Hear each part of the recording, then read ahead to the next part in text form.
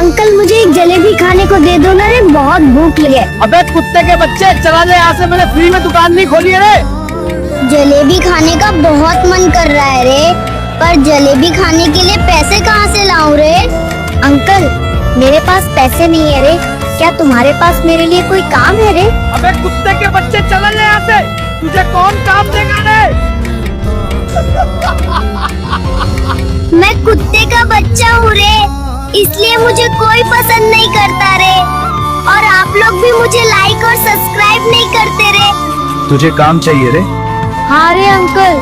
चल मैं तुझे काम देता हूँ।